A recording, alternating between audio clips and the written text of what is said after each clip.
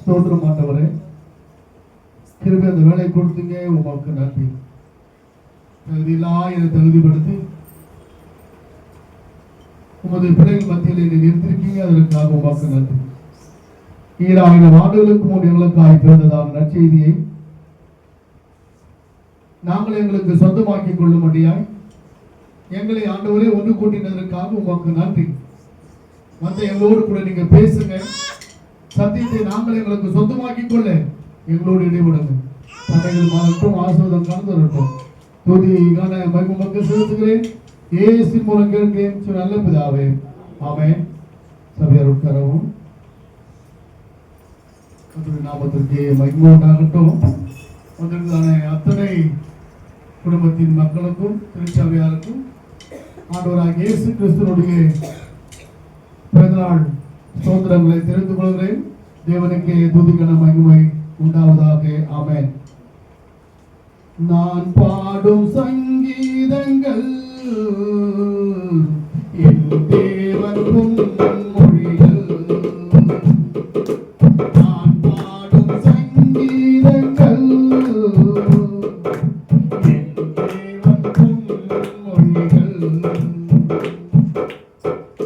1000 பாடல் அவனுடைய கேட்கும், அவர் பிறப்பை சரியாய் அறிந்ததில்லை. 1000 பாடல் அவனுடைய கேட்கும், அவர் பிறப்பை சரியாய் அறிந்ததில்லை. நாட்டில் பிறந்ததோ நன்மையில்லை, உந்தன் வீட்டில் பிறந்திட வேண்டுமப்பா. உள்ள கோயிலில் தவழ்ந்திட வேண்டுமப்பா. நான் பாடும் சங்கீதங்கள் என் தேவன் பொன்மொழிகள்.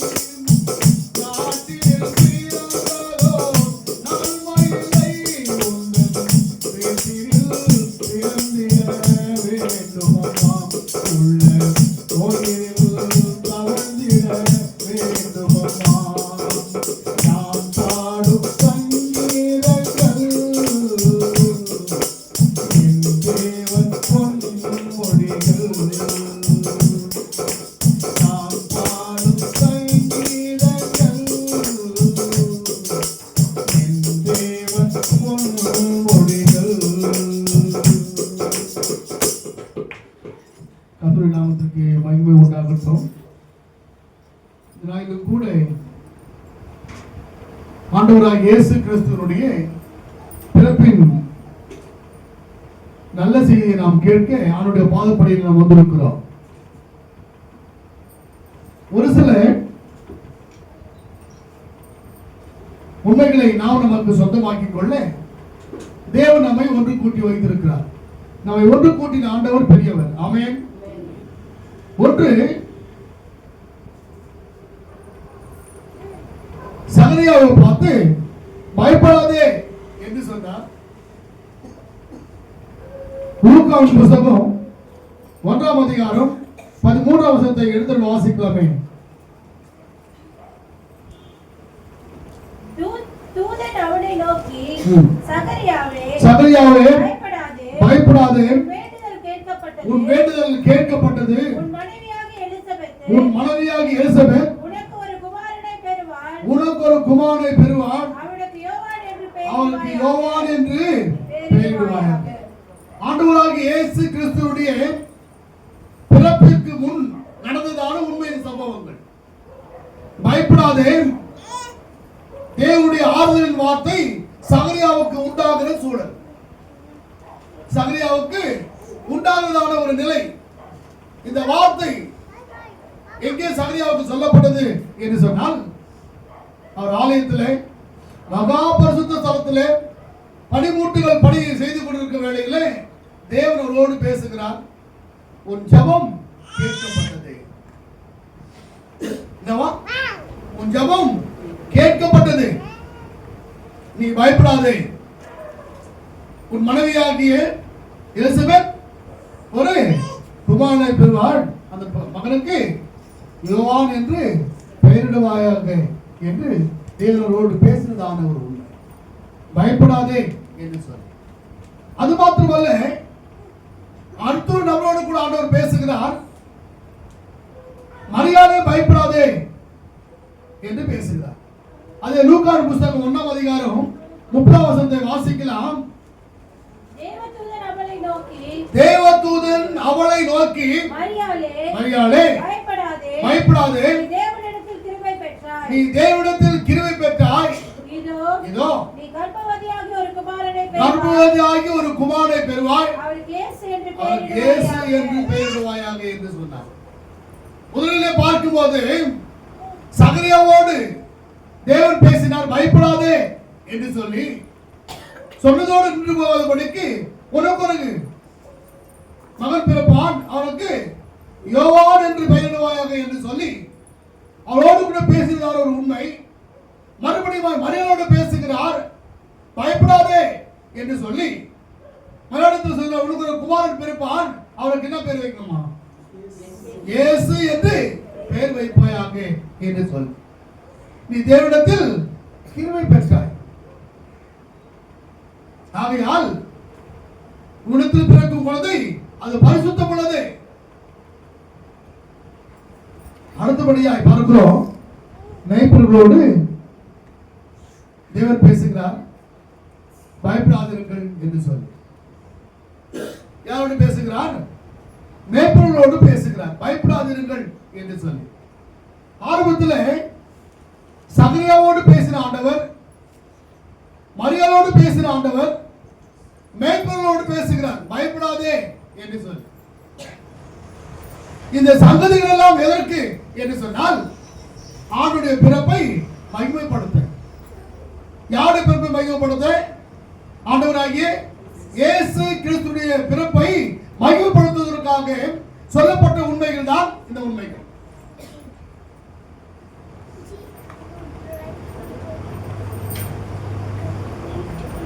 இயேசு கிறிஸ்துடைய பிறப்பு தேவனுக்கு மகிமை உண்டாயிற்று என்று பார்க்கிறோம். யாருக்கு மகிமை உண்டாயிட்டா? யாருடைய பிறப்பு? வாசிக்கலாமே. லூக்காவின் புத்தகம் 2ஆம் அதிகாரம் 14ஆம் வசனத்துல, உன்னதத்தில் இருக்கிற தேவனுக்கு மகிமையும் பூமியிலே சமாதானமும் மனுஷர் மேல் பிரியம் உண்டாவதாக. ஆரம்பத்தில் பார்க்கிறோம், தேவனுக்கு மகிமை. யாருடைய பிறப்பு? ஆண்டவராகிய இயேசு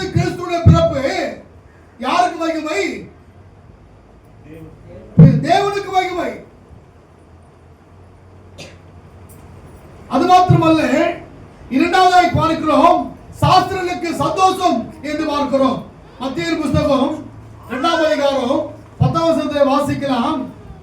அவர்கள் அந்த நட்சத்திரத்தை கண்டபொழுது மிகுந்த ஆழ்ந்த சந்தோஷம் மிகுந்த ஆழ்ந்த சந்தோஷம் அடைந்தார்கள்.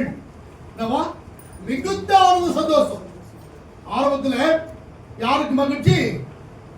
தேவனுக்கு மகிழ்ச்சி. இரண்டாவது சாஸ்திரிகளுக்கு மிகுந்த சந்தோஷம் என்று பார்க்கிறோம். மூன்றாவதாய் பார்க்கிறோம் மேய்ப்பர்களுக்கு நற்செய்தி. லூக்கா புத்தகம் 2ஆம் அதிகாரம் 10ஆம் வசனம் வாசிக்கலாமே. தேவதூதன் அவர்களை நோக்கி, பயப்படாதீர்கள், இதோ எல்லா ஜனத்துக்கும் மிகுந்த சந்தோஷத்தை உண்டாக்கும் நற்செய்தி உங்களுக்கு அறிவிக்கிறேன். ஒன்று, தேவனுக்கு மகிமை. யாருக்கு மகிமை? தேவனுக்கு மகிமை. சாஸ்திரிகளுக்கு மிக சந்தோஷம். அதுக்கு அடுத்தபடி மேய்ப்பர்களுக்கு நற்செய்தி. அது அடுத்தபடியா பார்க்கிறோம் யோசேப்புக்கு ஆச்சரியம் என்று பார்க்கிறோம். லூக்கா புத்தகம் 2ஆம் அதிகாரம் 33ஆம் வசனத்தை வாசிக்கலாம். அவரை குறித்து சொல்லப்பட்டவர்களுக்காக யோசேப்பும் அவருடைய தாயாரும் ஆச்சரியப்பட்டார்கள். யோசேப்புக்கு ஆச்சரியம். என்ன ஆச்சரியம்? எப்படி இந்த பிள்ளை பிறக்கும் என்று எல்லாருக்கும் மனதில் பெரும் போராட்டம். ஆரம்பத்தில் யாருக்கு மட்டும்தான் மகிழ்ச்சி உண்டாச்சு? யாருக்கு மட்டும்தான் மகிழ்ச்சி? தேவனுக்கு மட்டும்தான் மகிழ்ச்சி உண்டாச்சு. அதுக்கு அடுத்தபடி சாஸ்திரர்களுக்கு மிகுந்த சந்தோஷம். அதுக்கு அடுத்தபடி மேய்ப்பர்களுக்கு நற்செய்தி. அதுக்கு அடுத்தபடி யோசேப்புக்கு ஆச்சரியம். அதுக்கு அடுத்தபடி பார்க்கிறோம் மரியாளுக்கு சிந்தனை என்று பார்க்கிறோம். லூக்கா புத்தகம் 2ஆம் அதிகாரம் 18-19 வாசிங்களேன். இவைகள் எல்லாம் ஒரு பகுதி இருக்கு.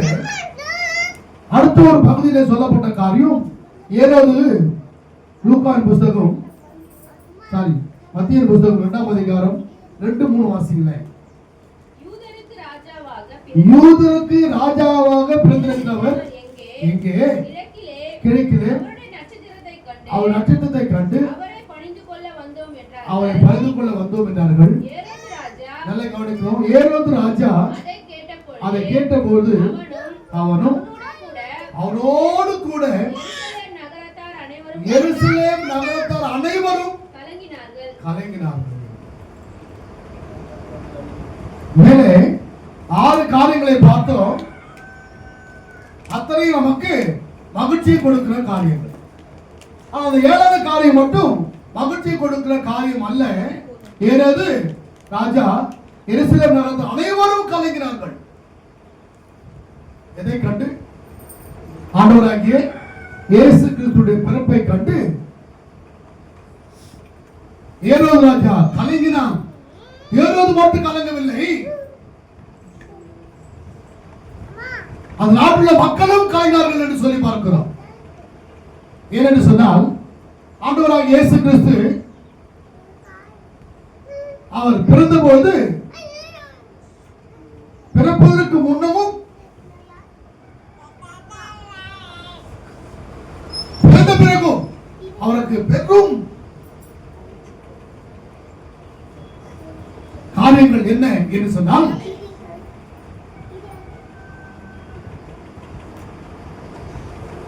இயேசு என்ற பிள்ளை பிறக்கும் என்று சொன்னார். அது எப்படி ஆகும் என்று கேள்விக்குறி. உலகம் பார்த்து கொண்டிருக்கிறது. உலகத்து மக்கள் பார்த்து கொண்டிருக்காங்க. இது எப்படியா நடக்கும் என்று சொல்லி அதிர்ச்சியான செய்தி, மன உளைச்சலை கொடுக்கிற செய்தி, மன நிம்மதியற்ற ஒரு சூழல். இவைகள் மத்தியிலே ஆண்டவராகிய இயேசு பிறக்கிறார். பிறந்த போதும் கூட அப்படி எப்படியா இல்லை, அவரை கொலை செய்யப்பட வேண்டும் என்று எடுக்கிற தீர்மானம். இந்த செய்திக்கு முன் ஒரு சம்பவம் இப்படி நடந்தது.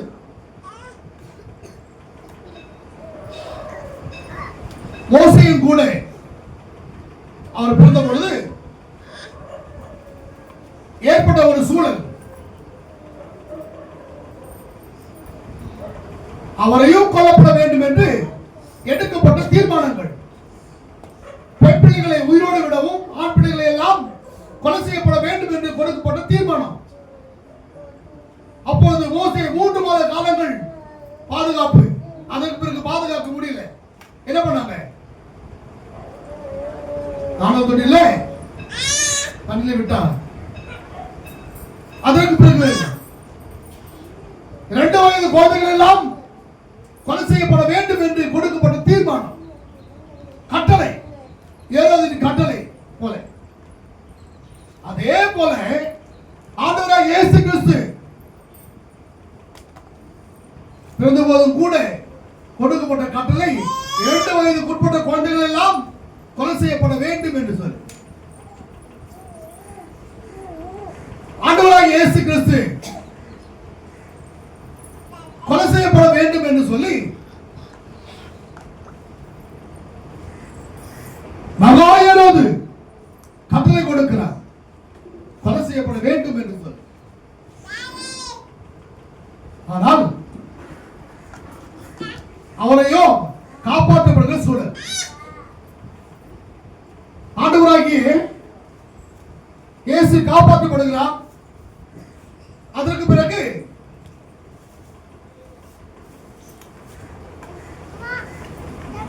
காப்பாற்றுவது மட்டுமல்ல, அங்கு நடந்த மற்றொரு சம்பவம் என்ன என்று சொன்னால், ஏதாவது கட்டளை கொடுக்கிறார். கட்டளை கொடுத்த போது அந்த சூழலில்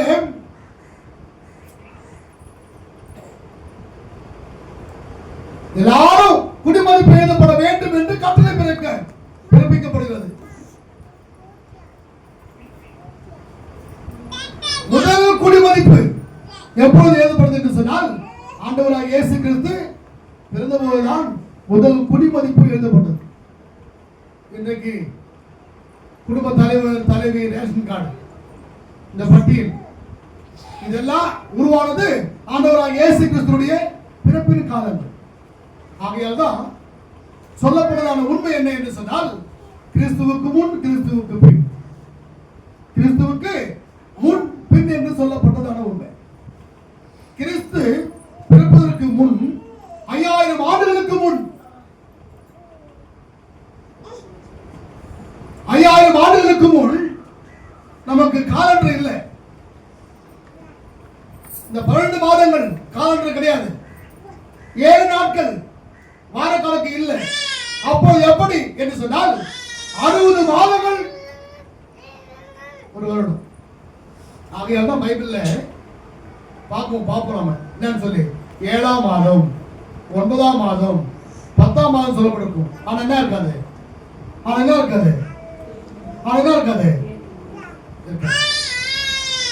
ஏன் அப்படின்னு சொன்னா, ஆண்டவராகிய இயேசு கிறிஸ்து பிறப்பதற்கு முன் என்ன இல்லை? 60 மாதங்கள்.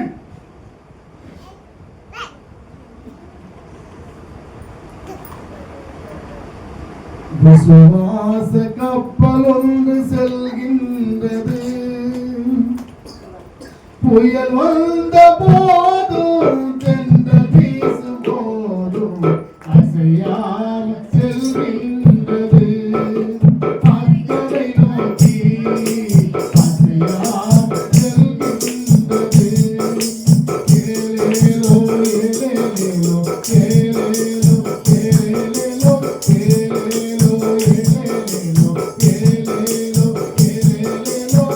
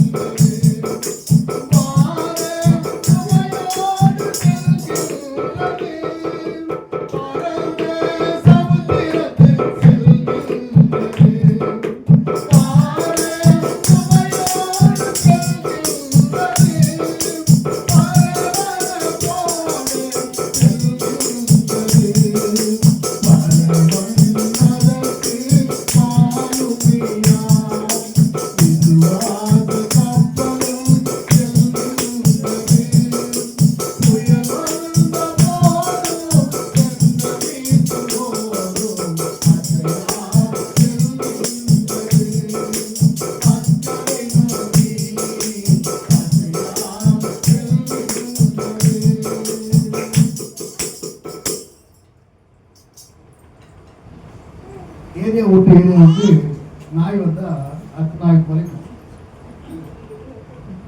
என்னது ஏன்னா இங்க இருக்கிற நாய் அடுத்த நாய் வந்து பொருள் கொடுத்த உடனே இங்க லோக்கல் இருக்கிற நாய் என்ன பண்ணுது, உடனே பொருள் கொடுக்குது. என்னன்னு சொல்லி என் ஏரியால வந்து ஏன் ஏரியால வந்து பொருள் கொடுக்குறியோ அப்படின்னு சொல்லி எத்தனை பேர் பார்த்துருக்கீங்கன்னு தெரியல அந்த சம்பவம்லாம்.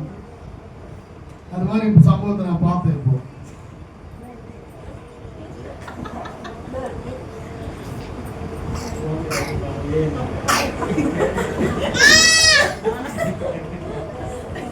என் ஏரியாவில் வந்து நீ பொருள் கொடுக்கணும் பார்த்தா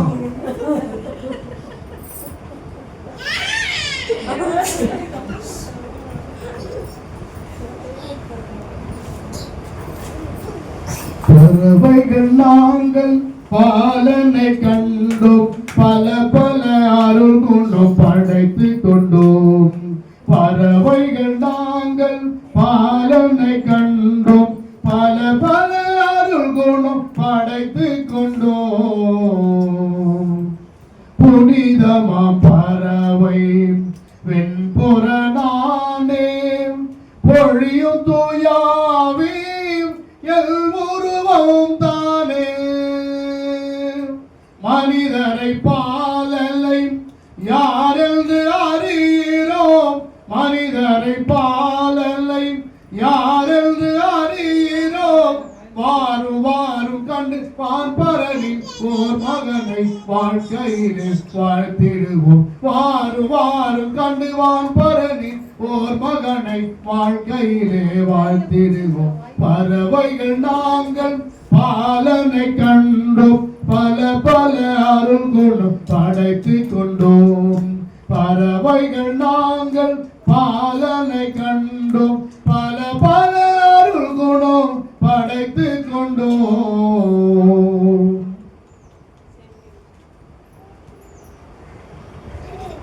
நடந்த சம்பவம்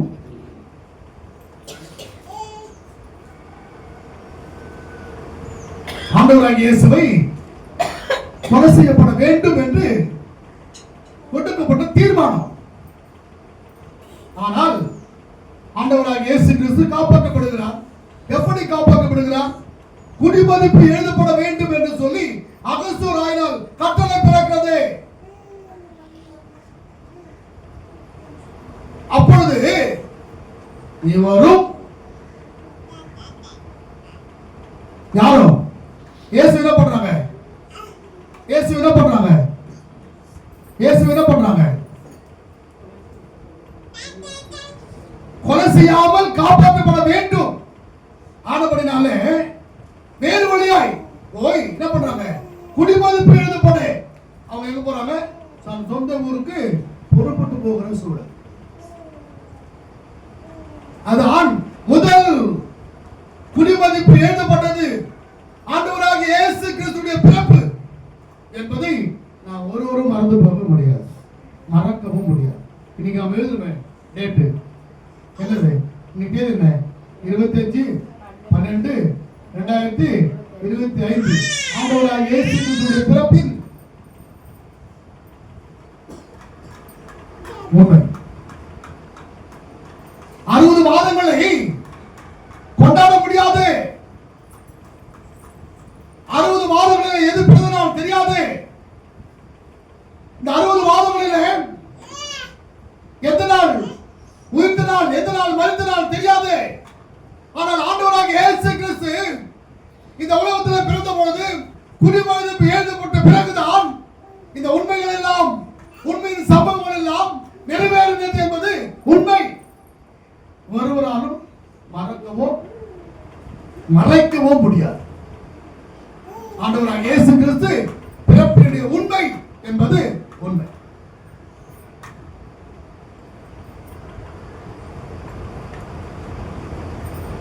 அவர் மனிதனாய் வந்தார், மனிதனோடு வாழ்ந்தார், மனிதனை மீட்கும்படியாய் வந்தார். அவர் மீட்பதற்காகவே வந்த ஆண்டவர், மீட்பதற்காகவே வந்த ஆண்டவர், அன்பை வெளிப்படுத்த வந்த ஆண்டவர், அன்பை கொடுக்க வந்த ஆண்டவர், அன்பை வெளிப்படுத்த வந்த ஆண்டவர், அவருடைய அன்பை கொடுக்க வந்த ஆண்டவர். அவருடைய பிறப்புதான் இன்றைக்கு நற்செய்தி. இந்த நற்செய்தி என்ற வார்த்தையை முதலில் பயன்படுத்தணும்னு கிறிஸ்துவர் யாரு? ஏன் பைபிளில் சொல்லப்பட்ட இந்த வார்த்தைகளை அப்படியே பயன்படுத்தினார். இன்னைக்கு எல்லாம் பயன்படுத்தலாம். என்னது? அர்த்தம் தெரியாதவெல்லாம் பயன்படுத்தலாம். நற்செய்தி என்ற வார்த்தைக்கு பொருள் தெரியாதவெல்லாம் பயன்படுத்தலாம். ஒண்ணு வாங்கினா ஒண்ணு ஃப்ரீயா நற்செய்தி. என்னது? ஒண்ணு வாங்கினா ஒண்ணு ஃப்ரீ நற்செய்தியா? செருப்பு ஒண்ணு வாங்கினா ஒண்ணு ஃப்ரீ நற்செய்தி. என்னது? எதுக்கு பயன்படுத்த வார்த்தை அது? அவருடைய பிறப்புக்கு பயன்படுத்தப்பட்ட வார்த்தை அர்த்தம் தெரியாமல் இன்றைக்கு பயன்படுத்துகிற சூழல். ஒரு சேரி வேணும், ஒரு சேரி ஃப்ரீ நற்செய்தி. இதெல்லாம் கீழி போறது, செருப்பு அறுந்து போறது. ஆண்டவராகிய இயேசு கிறிஸ்துவின் பிறப்பு அப்படி அல்ல. அது மாத்திரம் இல்ல, அதற்கு பிறகு வந்துதானே மேலோக்கிய தலைவர்கள் எல்லாம் ஞாயிற்றுக்கிழமை லீவ் விடக்கூடாது, ஞாயிற்றுக்கிழமை ஸ்கூல் வைக்கணும், ஞாயிற்றுக்கிழமை எல்லாம் பேங்க் எல்லாம் என்ன பண்ணணும்? ஆமா, ரன் பண்ணணும். சட்டம் போட்டாங்க, சட்டம் போட தீர்மானிச்சாங்க, நடக்கல. காரணம் என்ன? இது ஓய்வு நாள். ஆமென். அவர் பரித்து உயிர்த்தெழுதினால் ஒருவராலும் அதை அழிக்க முடியாது. எத்தனை சக்திகள் உருவானாலும் கூட, எத்தனை சக்திகள் உருவானாலும் ஆண்டவராகிய இயேசு கிறிஸ்துவின் பிறப்பை, அவர் உயிர்த்தெழுதலை, அவர் 3 ஆண்டு காலங்கள் வாழ்ந்த உண்மைகளை ஒருவராலும் என்ன செய்ய முடியாது, மறைக்க முடியாது, மறுக்கவும் முடியாது. இது உண்மை. ஆகையால்தான் அவருடைய பிறப்பை இன்றைக்கு இவைகள் எல்லாம் ஒரு பகுதி இருக்கு. அடுத்த ஒரு பகுதியில சொல்லப்பட்ட காரியம் ஏதாவது லூக்காவின் புஸ்தகம், மத்திய புஸ்தகம் 2ஆம் அதிகாரம் 2-3 வாசிங்களேன். யூதருக்கு ராஜாவாக பிறந்திருக்கிறவர் எங்கே? கிழக்கிலே. அவர் நட்சத்திரத்தை கண்டு அவரை பணிந்து கொள்ள வந்தோம் என்றார்கள். நல்ல கவனிக்கிறோம். ஏரோது ராஜா அதை கேட்டபோது அவனும் அவனோடு கூட எருசலேம் நகரத்தார் அனைவரும் கலங்கினார்கள். மேலே 6 காரியங்களை பார்த்தோம். அத்தனை நமக்கு மகிழ்ச்சியை கொடுக்கிற காரியங்கள். அந்த 7வது காரியம் மட்டும் மகிழ்ச்சியை கொடுக்கிற காரியம் அல்ல. ஏறது ராஜா எருசலேம் நகரத்தார் அனைவரும் கலங்கினார்கள். எதை கண்டு? ஆண்டவராகிய இயேசு கிறிஸ்துவின் பிறப்பை கண்டு ஏரோது ராஜா கலங்கினான். ஏரோது மட்டும் கலங்கவில்லை, அந்த நாட்டுள்ள மக்களும் கலங்கினார்கள் என்று சொல்லி பார்க்கிறோம். ஏனென்று சொன்னால் ஆண்டவராகிய இயேசு கிறிஸ்து அவர் பிறந்தபோது பிறப்பதற்கு முன்னமும் பிறந்த பிறகும் அவருக்கு பெரும் காரியங்கள் என்ன என்று சொன்னால்,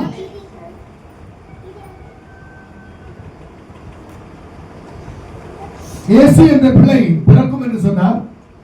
அது எப்படி ஆகும் என்று கேள்விக்குறி. உலகம் பார்த்து கொண்டிருக்கிறது, உலகத்து மக்கள் பார்த்து கொண்டிருக்காங்க, இது எப்படியா நடக்கும் என்று சொல்லி அதிர்ச்சியான செய்தி, மன உளைச்சலை கொடுக்கிற செய்தி, மன நிம்மதியற்ற ஒரு சூழல். இவைகள் மத்தியிலே ஆண்டவராகிய இயேசு பிறக்கிறார். பிறந்த போதும் கூட அப்படி எப்படியா இல்லை, அவரை கொலை செய்யப்பட வேண்டும் என்று எடுக்கிற தீர்மானம். இந்த செய்திக்கு முன் ஒரு சம்பவம் இப்படி நடந்தது.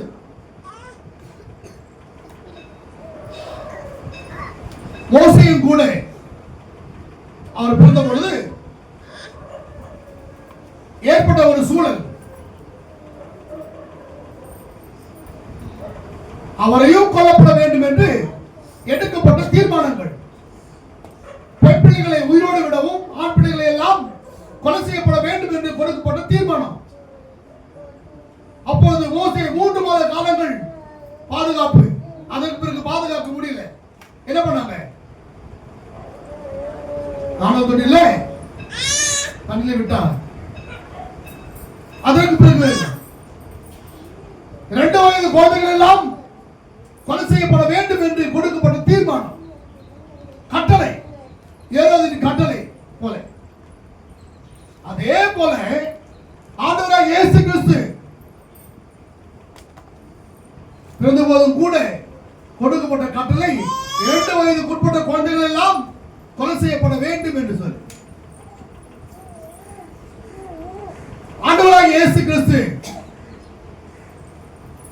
கொலை செய்யப்பட வேண்டும் என்று சொல்லி மகா ஏரோது கட்டளை கொடுக்கிறார், கொலை செய்யப்பட வேண்டும் என்று சொல்லி. ஆனால் அவரையோ காப்பாற்றப்படுகிற சூழல்.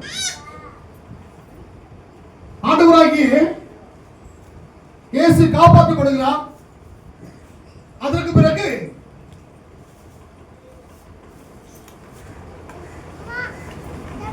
காப்பாற்றுவது மட்டுமல்ல, அங்க நடந்த மற்றொரு சம்பவம் என்ன என்று சொன்னால், ஏரோது கட்டளை கொடுக்கிறார்.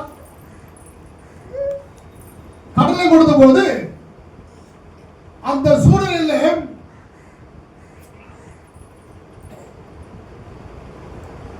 எல்லாரும் குடிமதிப்பு எழுதப்பட வேண்டும் என்று கட்டளை பிறப்பிக்கப்படுகிறது. முதல் குடிமதிப்பு எப்பொழுது எழுதப்படுது என்று சொன்னால், ஆண்டவராகிய இயேசு கிறிஸ்து பிறந்தபோதுதான் முதல் குடிமதிப்பு எழுதப்பட்டது. இன்றைக்கு குடும்ப தலைவர், தலைவி, ரேஷன் கார்டு, இந்த பட்டியல் இதெல்லாம் உருவானது ஆண்டவராகிய இயேசு கிறிஸ்துவுடைய பிறப்பின் காலங்கள். ஆகையால் தான் சொல்லப்பட்டதான உண்மை என்ன என்று சொன்னால், கிறிஸ்துவுக்கு முன், கிறிஸ்துவுக்கு பின், கிறிஸ்துவுக்கு முன் பின் என்று சொல்லப்பட்டதான உண்மை.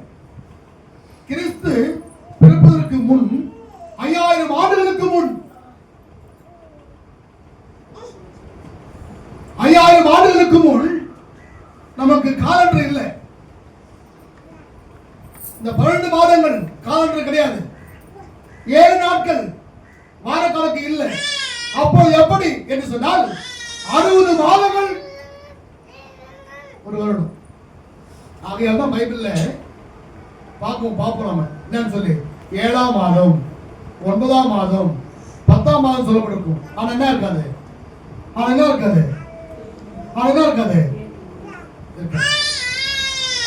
ஏன் அப்படின்னு சொன்னா, ஆண்டவராகிய இயேசு கிறிஸ்து பிறப்பதற்கு முன் என்ன இல்லை? 60 மாதங்கள்.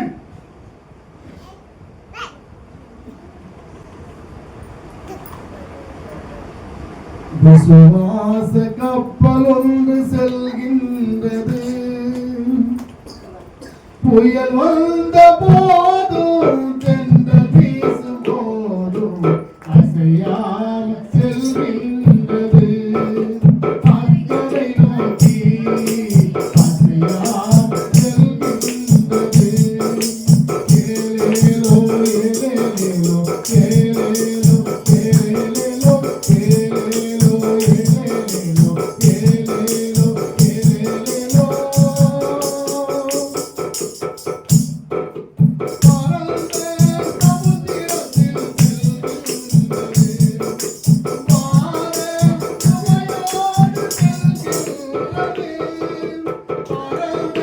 சமுத்திரத்தில் செல்கின்றது,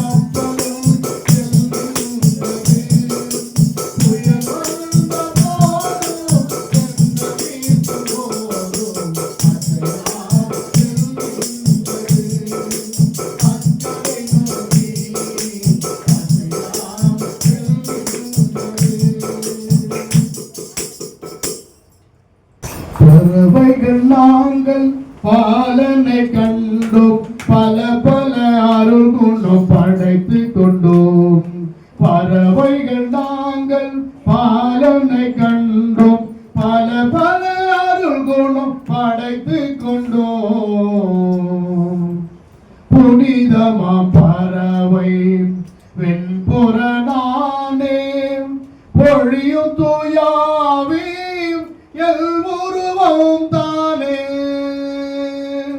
மனிதரை பாலலை யாரென்று அறிகிறோம் மனிதரை பாலலை யாரென்று அறிகிறோம் வாரும் வாரும் கண்டு பார்ப்பரனின் ஓர் மகனை வாழ்க்கையிலே வாழ்த்திடுவோம் வாரும் வாரும் கண்டு வான்பரனின் ஓர் மகனை வாழ்க்கையிலே வாழ்த்திடுவோம் பறவைகள் நாங்கள் பாலனை கண்டோம் பல பல அருள் குணம் படைத்து கொண்டோம் பறவைகள் நாங்கள் பாலனை கண்டோம் பல பல அருள் குணம் படைத்து கொண்டோம்.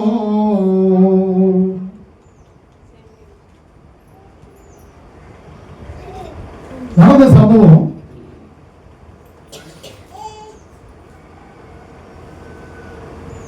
ஆண்டவராகிய இயேசுவை கொலை செய்யப்பட வேண்டும் என்று கொடுக்கப்பட்ட தீர்மானம்.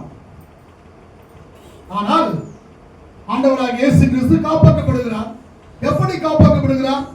குடிமதிப்பு எழுதப்பட வேண்டும் என்று சொல்லி அகஸ்தூர் ஆயினால் கட்டளை பிறக்கிறது. அப்பொழுது இவரும் யாரும் இயேசு என்ன பண்றாங்க? இயேசு என்ன பண்றாங்க? இயேசு என்ன பண்றாங்க? கொலை செய்யாமல் காப்பாற்றப்பட வேண்டும். ஆனபடினாலே வேறு வழியாய் போய் என்ன பண்றாங்க? குடிமதிப்பு எழுதப்பட அவங்க எங்க போறாங்க? தன் சொந்த ஊருக்கு புறப்பட்டு போகிற சூழல். அதான் முதல் குடிமதிப்பு எழுதப்பட்டது ஆண்டவராகிய இயேசு கிறிஸ்துவின் பிறப்பு என்பதை நான் ஒருவரும் மறந்து போக முடியாது, மறக்கவும் முடியாது. இன்னைக்கு நாம் எழுதுமே டேட்டு என்னது? இன்னைக்கு தேதி என்ன? 25/12/2025 ஆண்டவராகிய இயேசு கிறிஸ்துவின் பிறப்பின் உண்மை. 60 மாதங்களை கொண்டாட முடியாது. 60 மாதங்களில் எது பிறந்த நாள் தெரியாது. இந்த 60 மாதங்களில் எந்த நாள் உயிர்த்த நாள், எந்த நாள் மரித்த நாள் தெரியாது. ஆனால் ஆண்டவராகிய இயேசு கிறிஸ்து இந்த உலகத்தில் பிறந்த பொழுது குடிமதிப்பு எழுதப்பட்ட பிறகுதான் இந்த உண்மைகள் எல்லாம், உண்மையின் சம்பவங்கள் எல்லாம் நிறைவேறினது என்பது உண்மை.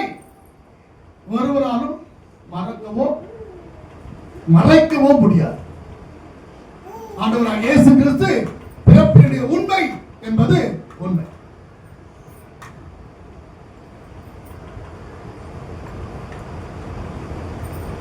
அவர் மனிதனாய் வந்தார், மனிதனோடு வாழ்ந்தார், மனிதனை மீட்கும்படியாய் வந்தார்.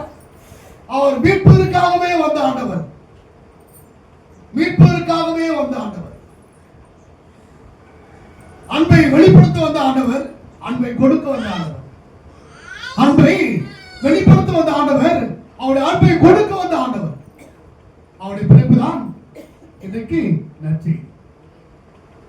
இந்த நற்செய்தி என்ற வார்த்தையை முதலில் பயன்படுத்தணும் கிறிஸ்துவர். யாரு? ஏன் பைபிளில் சொல்லப்பட்ட இந்த வார்த்தைகளை அப்படியே பயன்படுத்தினார். இன்னைக்கு எல்லாம் பயன்படுத்தலாம். என்னது? அர்த்தம் தெரியாதவெல்லாம் பயன்படுத்தலாம். நற்செய்தி என்ற வார்த்தைக்கு பொருள் தெரியாதவெல்லாம் பயன்படுத்தலாம். ஒண்ணு வாங்கினா ஒண்ணு ஃப்ரீயா நற்செய்தி. என்னது? ஒண்ணு வாங்கினா ஒண்ணு ஃப்ரீ நற்செய்தியா? செருப்பு ஒண்ணு வாங்கினா ஒண்ணு ஃப்ரீ நற்செய்தி. என்னது? எதுக்கு பயன்படுத்த வார்த்தை அது? அவருடைய பிறப்புக்கு பயன்படுத்தப்பட்ட வார்த்தை அர்த்தம் தெரியாமல் இன்றைக்கு பயன்படுத்துகிற சூழல். ஒரு சேரி வேணும், ஒரு சேரி ஃப்ரீ, நற்செய்தி. இதெல்லாம் கீழ் போறது, செருப்பு அறுந்து போறது. ஆண்டவராகிய இயேசு கிறிஸ்து பிறப்பு அப்படி அல்ல. அவர் சிறப்பு நாம இப்படி சொந்தமாக்கி கொள்ள ஆக்கி வளர்க்கிறோம்.